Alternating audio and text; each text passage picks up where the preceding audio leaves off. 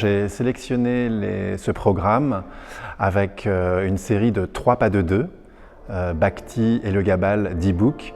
Et ces 3 pas de 2 sont extraits de 3 ballets, mais mis bout à bout, c'est comme ça devient une mini chorégraphie, comme un voyage autour du monde, mais aussi un voyage spirituel et un voyage au cœur de l'œuvre de Maurice.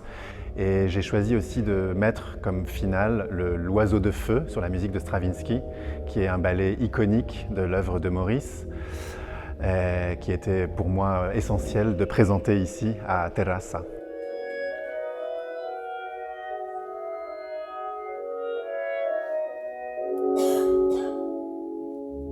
Moi, personnellement, il y a un moment qui me touche beaucoup, c'est l'arrivée du phénix dans l'Oiseau de feu, parce que c'est un rôle que moi-même j'ai dansé et c'était un rôle que j'ai adoré danser. J'adore la musique, j'adore le costume et voilà, je sais que l'arrivée du phénix dans l'Oiseau de feu, c'est quelque chose qui me touche beaucoup.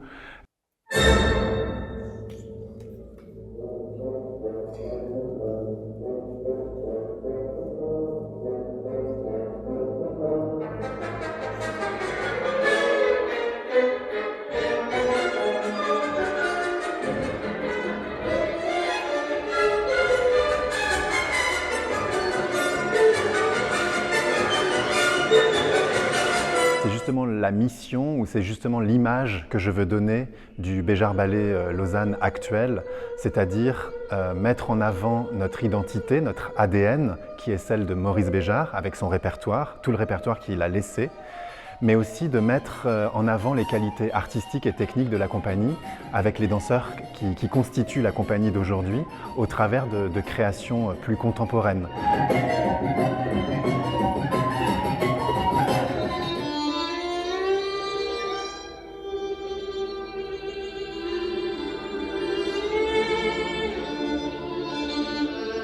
Le fait de voir aussi les danseurs du Béjar Ballet danser autre chose que du Béjar, donc en l'occurrence de danser Bye Bye Baby Blackbird, c'est aussi quelque chose pour moi qui est très fort et que j'aime beaucoup. J'ai moi-même dansé ici à Terrassa, à la Factoria, 2 ans en arrière, 2 ans avant.